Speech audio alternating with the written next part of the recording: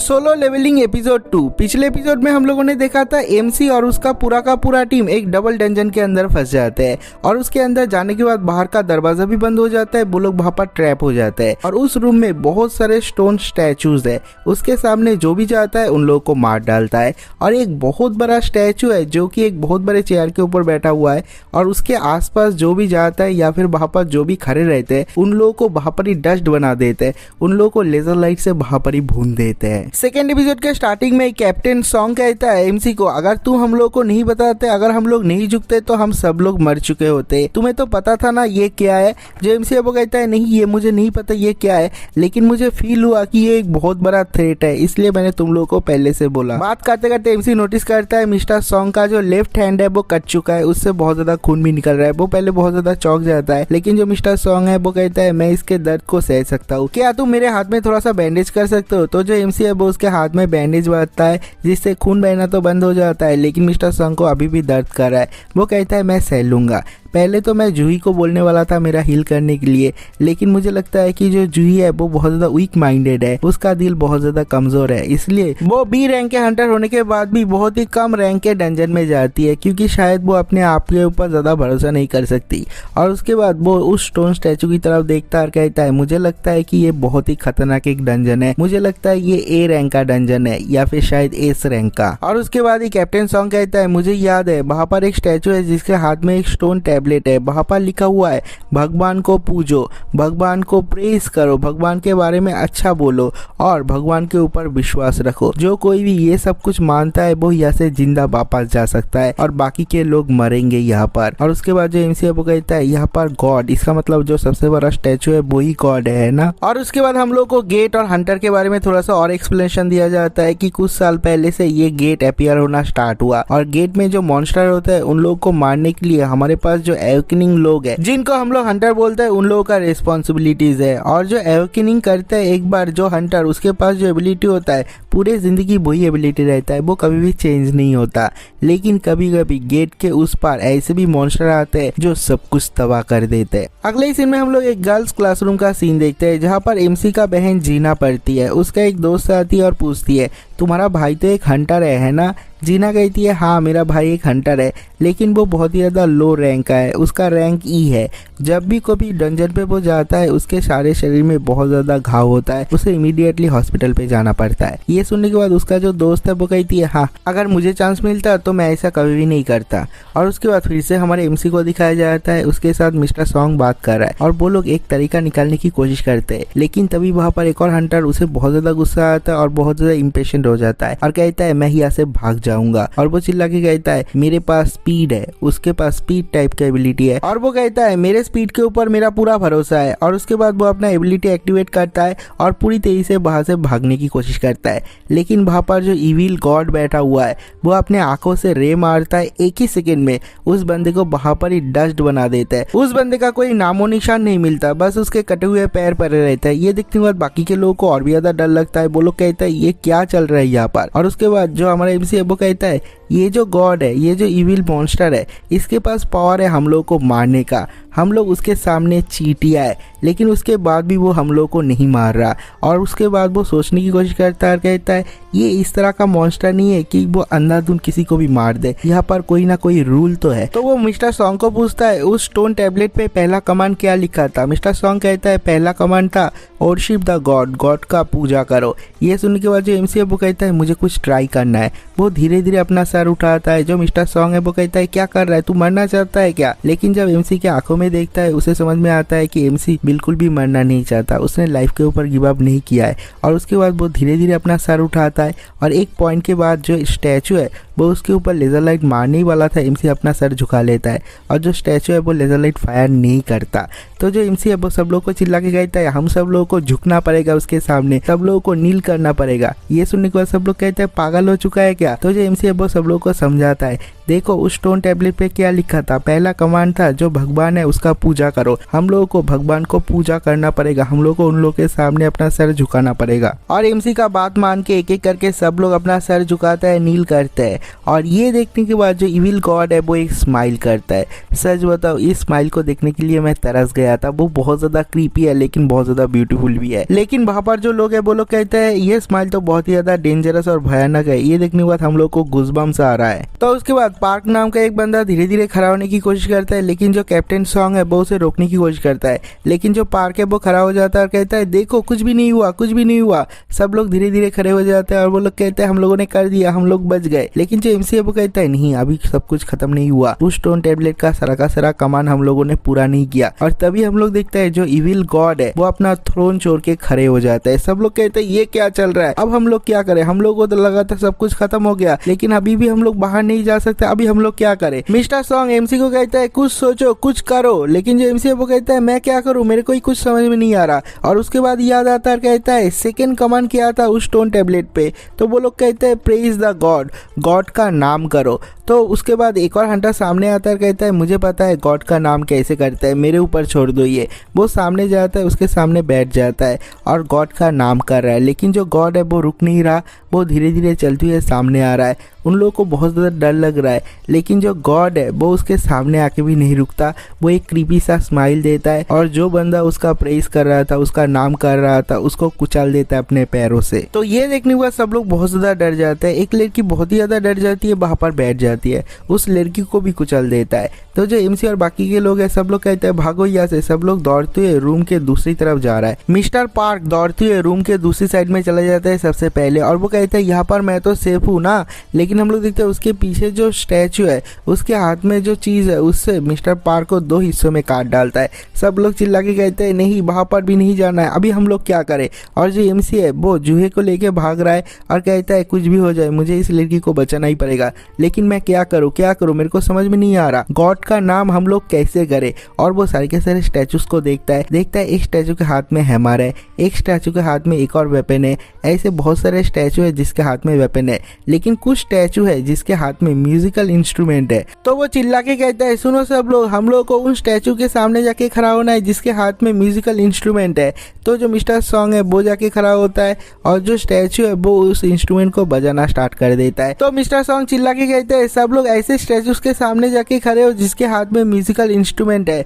सब लोग दौड़ते हुए ऐसे स्टैचूज के सामने जाके खड़े होता है और जो स्टैचूज है वो म्यूजिकल इंस्ट्रूमेंट बजाना स्टार्ट कर देता है। और जो एमसी है वो भी जूहे को लेके एक स्टैचू के सामने जाके खड़ा होता है, लेकिन ये स्टैचू म्यूजिक नहीं बजा रहा है। तो एमसी को समझ में आ जाता है एक स्टैचू के सामने एक ही बंदा खड़ा हो सकता है। तो वो कहता है जूहे तुम यहाँ पर ही रुको, मैं जाता हूँ दूसरे स्टैचू के सामने। और वो दौड़ रहा है और इस पूरे घर में बस जो एमसी है वो ही दौड़ रहा है और उसके पीछे पीछे वो बड़ा सा इविल गॉड लग जाता है। वो चलते हुए आ रहा है, एमसी बहुत ही मुश्किल से दौड़ते हुए जाके उस स्टैचू के सामने जाके खड़ा होता है। तो बाहर से जो कैप्टन है वो चिल्ला के कहता है गलत गलत, तुम गलत स्टैचू के सामने खड़े हुए हो, उसके हाथ में कोई इंस्ट्रूमेंट नहीं है, उसके हाथ में एक शील्ड है, उससे हमला करता है एमसी के ऊपर। और जो जूहे और बाकी के लोग है सब लोग चिल्ला रहे हैं, लेकिन जो एमसी है वो मरता नहीं है। उसके पैर में लगता है, उसे बहुत ज्यादा दर्द हो रहा है, लेकिन उसके बाद भी वो रेंगते हुए जा रहा है और उसके पीछे पीछे से वो इविल गॉड चलते हुए आ रहा है। बहुत ही मुश्किल से आखिरी सेकंड पे जाके वो वहां पर पहुंच जाता है। यहाँ पर पहुंचने के बाद ही जो स्टैचू है वो गाना गाना स्टार्ट कर देता है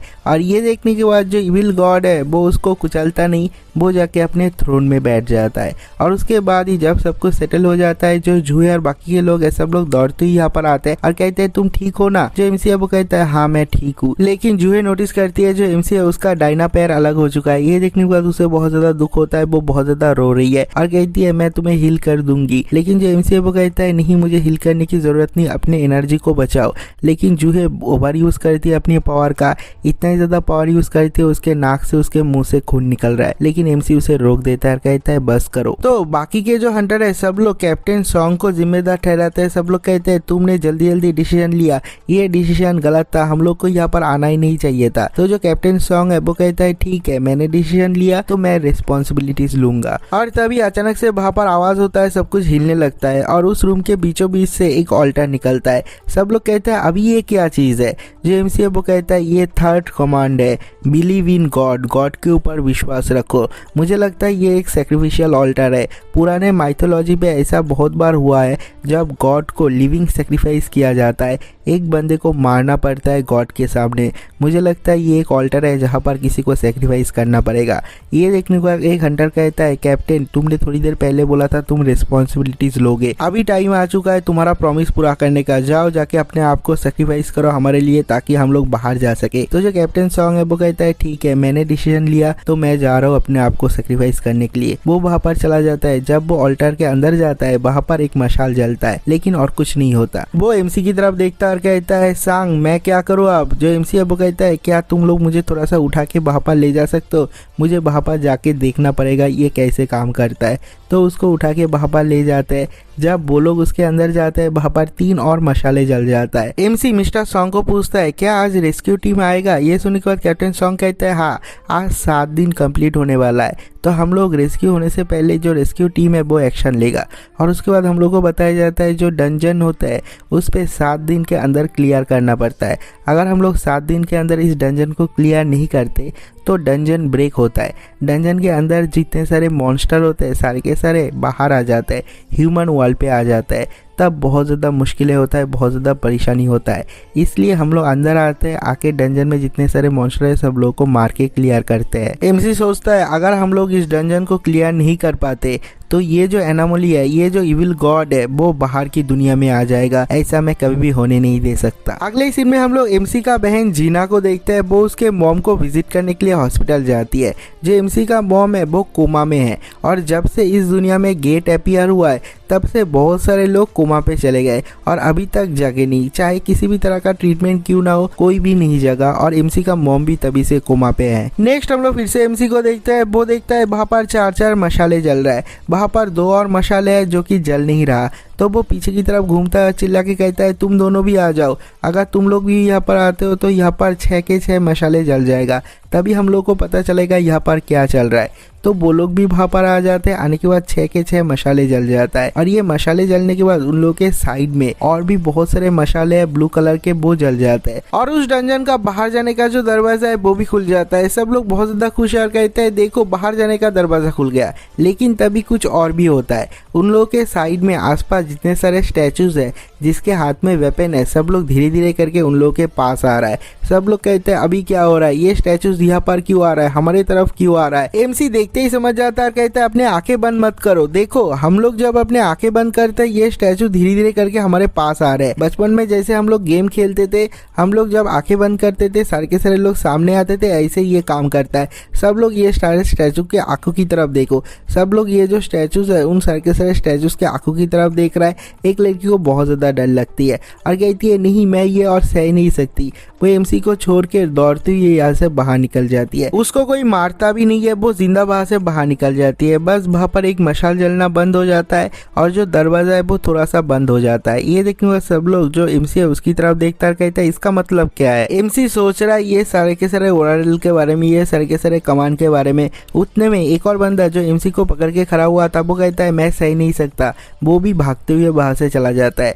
दरवाजा थोड़ा सा और बंद हो जाता है, वहां पर मशाल एक और जलना बंद हो जाता है। तो एमसी जमीन में गिर जाता है, लेकिन जो स्टैचूस है उससे अपने आंखें नहीं हटाता और वो चिल्ला के कहता है यहाँ से मत भागो, कोई भी मत भागो। अगर हम लोगों में से कोई भी एक भी बंदा भाग गया तो यहाँ पर हम लोग को एक ब्लाइंड स्पॉट मिल जाएगा और वहाँ के जो स्टैचूज है वो धीरे धीरे हमारे पास आ जाएगा। ये सुनने के बाद जो मिस्टर किम है वो कहता है मिस्टर सांग जिन वू, तुमने हम लोगों का जान बचाया। तुम हम लोगों में से सबसे ज्यादा वीक हंटर हो, लेकिन मुझे कभी भी नहीं लगा था कि तुम सब लोगों का जान बचाओगे। इतनी देर तक हम लोग जिंदा है बस तुम्हारे वजह से, तुम्हारे नॉलेज की वजह से। तुम सब कुछ देख के समझ जाते हो इसलिए।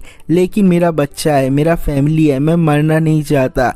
I am sorry. ये कहने के बाद वो रोते रोते वहां से भाग जाता है और मेन गेट थोड़ा सा और बंद हो जाता है। एक मशाल भी बंद हो जाता है और एक साइड का जो स्टैचू है वो धीरे धीरे उन लोगों के पास आ रहा है। तो ये सब कुछ देखने के बाद जो कैप्टन सॉन्ग है वो कहता है जूहे तुम जीनू को लेके यहाँ से भाग जाओ। मुझे लगता है जब तक इस ऑल्टर पे कोई एक बंदा खड़ा रहता है तब तक पूरी तरीके से वो दरवाजा बंद नहीं होगा। लेकिन जब जूही हमारे एमसी को उठाने की कोशिश करती है वो ही वहां पर बैठ जाती है और कहती है मेरा पैर काम नहीं कर रहा।